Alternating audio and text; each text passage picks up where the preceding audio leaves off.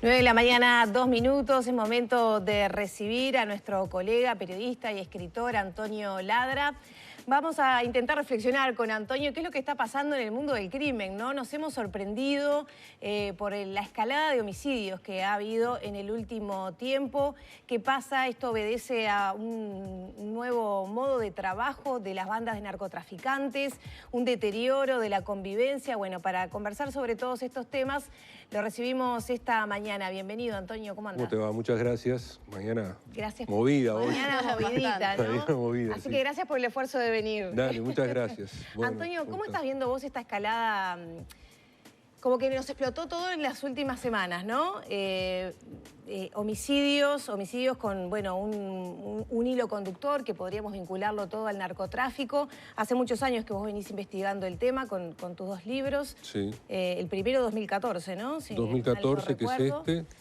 Y Narcos en el Uruguay y el otro Uruguay en la mira del narco. El año pasado. Por el cual también estuvimos conversando sí, aquí el año pasado. Y con algunas marcaciones puntuales. Sí, claro, porque las marcaciones puntuales indican que esto, si bien en serio en los números nos ha sorprendido por la explosión, es todo un proceso que se viene dando y que no es nuevo, que ya había sido alertado desde hace mucho tiempo que esto podía suceder si no se tomaban algunas precauciones o no actuaba el Estado de acuerdo a esas situaciones que se veían venir. ¿Hubo un clic en estos últimos días? 5 homicidios en Peñarol en pocas horas. No, sí, efectivamente, bueno, Peñarol es un barrio que aparece, es un barrio integrado, ¿no? Entonces, a uno le sorprende eso, porque en realidad todo lo que ocurría antes o lo que venía ocurriendo se daban en barrios mal denominados rojos, pero donde se concentraba de alguna manera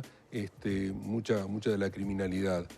Nos sorprendió porque justamente ocurre en Peñarol, porque es un barrio integrado, porque es un barrio que tiene todos los servicios, porque es un barrio histórico además, ¿no?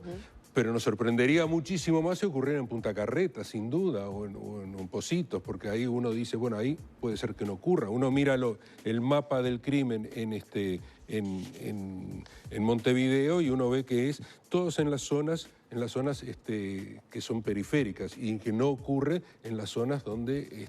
Ahí lo hemos pintado de más oscuro. Claro, lo que está pintado más oscuro, esto es en color. ¿A qué obedece eso? ¿La falta de la presencia del Estado? Lo que podría llegar a pensarse de esa manera. De alguna manera. Y abro un paréntesis porque me parece, o por lo menos de estar en la calle en estos últimos días, me encontré con mucha presencia policial a nivel de patrullajes, de vehículos estacionados, de controles, pero todo en la zona céntrica.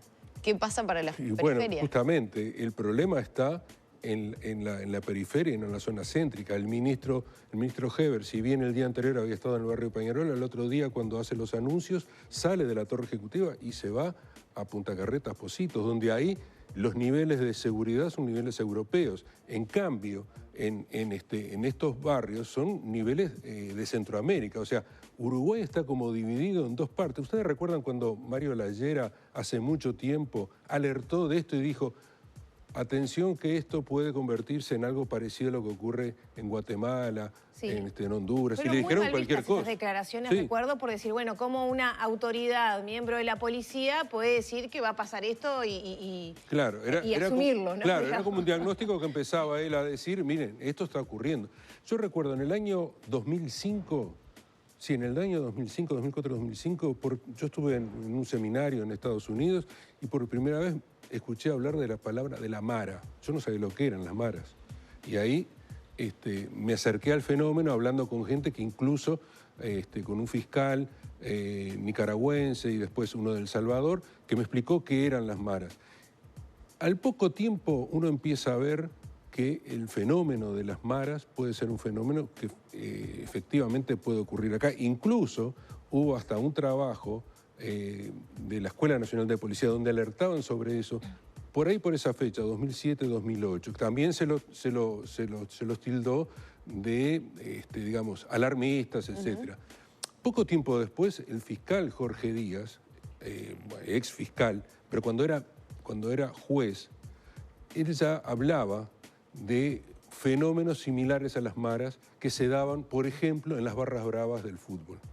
¿Se acuerdan que en el fútbol estaba muy complicado? Es decir, ahora se ha dominado de alguna manera, pero siguen habiendo algunos problemas. Pero antes era muy complicado en el fútbol que corría la gente. Bueno, él hablaba de eso. Lo habló el propio Layera, lo habló Guartecha hace mucho tiempo de esto. Y esto es un fenómeno que se viene dando, digamos, increciendo y que requiere de que sea todo el Estado. O sea, que no es un problema solo de la policía.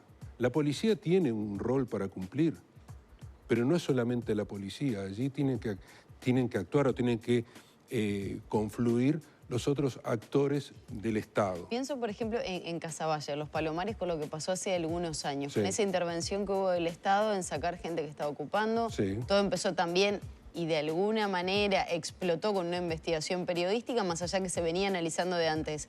Pero allí, por ejemplo, el municipio tuvo su rol, Claro. las intervenciones a los operativos policiales con el Estado, con UTE, con OCE, Todo. el MIDES. Salud Pública, ¿Eso el es un Ministerio de ejemplo? Educación y Cultura. Eso es un ejemplo, por ejemplo. ¿Cambió la realidad de Casaballe? Y de alguna manera cambió, pero eso no es de un día para el otro tampoco. Es decir, vos Porque los requerís chingos estar... los fueron matando de a uno también, Sí, ¿no? En ese está, barrio. pero vos requerís allí también una presencia firme del Estado y extendida en el tiempo. Acá se hizo un plan, que era el plan 7 zonas, y cuando hubo que recortar del presupuesto, lo primero que se recortó fue eso. Porque eso no da votos tampoco. Eso no rinde. El problema es Sí, que... no rinde, pero después repercute en toda la sociedad, Claro, ¿no? pero el problema es que esto del tema de la seguridad o inseguridad, como se quiera llamar, de acuerdo a donde se lo mire, se ha transformado en un caballito de batalla político. Cuando en esto lo que se requiere es otra mirada también, donde tienen que entrar los sociólogos. Esa Yo es hablaba la- el otro día contigo, la academia tiene que estudiarlo esto. Sí, yo te escuché el otro día, creo que era Claro, Maggie, con Maggie. que bueno, que se estudia mucho las internas de los partidos, Claro. el sistema político, etcétera, pero no Porque no es se un ha tema de estudiado cultura también. ¿Qué ha pasado? ¿Y qué ha pasado? ¿Qué conjeturas sacás a nivel social que habilita esto? ¿Es un cambio en los valores? Porque ahora siento que todos Sí. nos arrancamos los pelos como cómo llegamos hasta acá, pero de alguna manera Claro, llegamos hasta acá, pero ¿no? mira, yo acá en el 2014, yo escribí este libro, en el 2014 hablaba de sucesos que habían ocurrido acá en Uruguay desde el 2000 hasta el 2012, que fue con la muerte, el asesinato de Washington Risotto ahí en el barrio sur, el límite del barrio sur y barrio Palermo. ¿Ah? En esos lugares estuvieron actuando narcotraficantes que todo el mundo sabía, pero que actuaban a la vista porque ellos beneficiaban a la comunidad. En Carmelo había un narcotraficante que él era el dueño de la situación. Es más, la policía cuando iba iba de Montevideo a Carmelo, él ya sabía cuando estaba llegando porque él tenía la información. Y él lo decía incluso en voz alta, me lo contaron gente de su entorno y gente común y corriente, decía, y no, mirá, el Lilo dijo, esta llamada, porque recibió una llamada, le decían, mirá que vienen a buscarte, esta llamada me costó $5.000. Lilo Martínez le pagaba a la policía, a los policías que necesitaban, le pagaba el agua, la luz, arregló la comisaría de Carmelo, es decir, y todo el mundo calladito la boca porque beneficiaba al pueblo, a la sociedad. Cuando mataron a Risotto, yo estaba trabajando en el canal y fue un fin de semana, mandamos un equipo y lo sacaron a pedradas de Gonzalo Ramírez y Ejido. Lo echaron porque íbamos a hacer una nota sobre alguien. Estamos a unas cuadras de jefatura, ¿no? A unas cuadras de jefatura. Iba a beneficiar, iba a hacer notas sobre alguien que financiaba la comparsa del barrio, financiaba el club del barrio, tenía comercios en el barrio. Claro, Es decir, eso entonces, genera eso es lo que un sostén alrededor. Genera un sostén, Claro. pero además una cultura. Además una cultura. Por eso hablo de que la academia tiene que estudiar también esto. No solamente tiene que haber un criminólogo, sino la sociología tiene que estudiar No, y esto. ¿cómo abordar los temas? ¿Cómo también? abordar los temas? ¿Por qué un niño de un barrio carenciado ve como ejemplo al narcotraficante y no ve como ejemplo al laburante? Eso es lo que está pasando. Y eso es algo que viene pasando desde hace mucho tiempo. Y por eso digo, tiene que ser algo Ahora, más allá más común. Que empezó, y vos lo narrás muy bien en ese libro de 2014, este tipo de ejemplos, ¿por qué ahora nos sorprendemos, que creo que es lo que preguntaba Lore, con estos casos de Peñarol en particular? Bueno, ¿qué es lo que ha cambiado que nos sorprende esa cantidad de homicidios? Entre otras cosas, yo creo que acá el tema... ¿Veníamos de otra manera? No, el tema de la pandemia creo que nos hizo olvidar un poco. Nos hizo olvidar un poco, y además no solamente eso, sino que logró que con el hecho de que haya menos movilidad también hubo menos criminalidad, ¿no? Y de golpe, cuando se abrió, saltó todo. Pero también porque está cambiando, esto es una hipótesis, está cambiando lo que es el mercado del narcotráfico acá en Uruguay, porque fundamentalmente esto está vinculado al narcotráfico, ¿no? Por más que, si uno mira las cifras del Ministerio del Interior, la mayoría de los llamados ajustes de cuentas que se dieron en el año 2021 no fueron con gente con antecedentes, ¿no? Fue, en realidad, los ajustes de cuentas fueron menos de un 50%, un 43% gente con antecedentes. El resto fueron gente sin antecedentes. Ahora, yo creo que está cambiando el mercado también, cómo está funcionando el mercado, porque esto funciona como en la economía, ¿no? Han ingresado nuevos actores. Es cierto lo que dice el Ministerio del Interior. Si vos estás apretando, si vos estás actuando... Era algo que te quería preguntar, ¿no? Las declaraciones del ministro que han dado cuenta de que como están cerrando más bocas y han incautado... Es probable que sea cierto. Tanta droga que, bueno, genera Ahora, revolución. te cuenta que ese es un discurso que hacía Bonomi también. Eso mismo decía Bonomi. Es cierto eso. Es probable que sea así. Si vos... es como un hormiguero. Si vos entrás y apretás ahí en el hormiguero, en lugar de ir al lugar donde vos querés actuar, focalizadamente, obviamente se te esparcen las hormigas por todos lados. Bueno, acá pasa lo mismo. Acá la policía está entrando de una manera, digamos, fuerte, actuando fuerte en todo lo que es el microtráfico, las bocas de venta. Fíjate que nosotros tenemos acá en la zona metropolitana entre 3.000, o sea, no hay un censo porque eso es imposible, ¿no? Pero entre 3.000 y 4.000 bocas. O sea, y además, eso, son familias muchas veces. Hay bocas que las cierran y y llevan preso al hombre, y sigue la mujer, siguen los hijos, siguen los nietos. La madre, los hermanos. O sea, ¿El endurecimiento de penas no ha tenido una repercusión en no, porque vos viste que en general cuando ocurren estas cosas la población tiene temor. Y cuando tiene temor, ¿qué es lo que dice? Hay que subir las penas, ¿no? Y después está fogoneado por muchos actores que dicen hay que subir las penas. Han subido las penas. Pero al delincuente le importa la pena. No le importa. No es que va a pensar antes de actuar. No va a tener pensar. Más o pero menos además, pena. ¿sabes lo que ocurre? ¿Sabes lo que ocurre? Que además el narcotraficante, no ya digo los que le llaman a los perros, que son los que llevan y traen, sino el narcotraficante que ya tiene cierto grosor en su acción, sabe que su vida es eso y sabe que si se muere 30 no. años a lo máximo. No, y si lo matan o no. Y si lo matan o no. Y además, la propia familia, los propios amigos, lo elevan al altar del héroe. O sea, hay que entrar en los Facebook de los chicos muertos, son angelitos que viajan, los tenemos acá. Es decir, es otro mundo, es otra cabeza, es otra cultura que nosotros, de este lado de acá, desconocemos. Mirá, en el año 2006, un periodista de O Globo hizo una falsa entrevista a Marcola, que es el jefe del primer comando de la capital, del PCC. Incluso acá había uno... célula, que acá había uno que lo mataron. No sé si se acuerda de ello. Lo mataron en la cárcel. Sí, sí. Marcola tiene 300 años de prisión. Está en una de las prisiones más seguras de Brasil, en San Pablo. Y esta falsa entrevista que hizo este periodista, la buscan, está en internet, se llama Entrevista a Marcola, hace como que lo hubieran entrevistado a él, ¿no? Pero ¿qué es lo que está diciendo? Está diciendo lo que piensan ellos. Entonces cuando le dicen, yo era pobre e invisible y ustedes nunca me miraron durante décadas. ¿Les suena eso? Sí.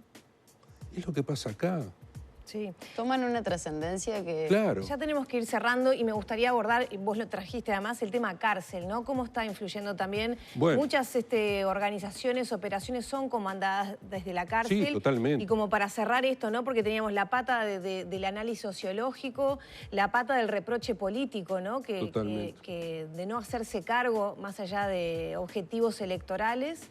¿Hay impericia también por parte de los ministerios del Interior? Pero por supuesto que lo hay, porque además cambió todo, el Ministerio del Interior cambió todo, desde las autoridades principales hasta los policías directores. Pero lo que se estaba haciendo antes... no, también cometía errores también, por supuesto, pero había...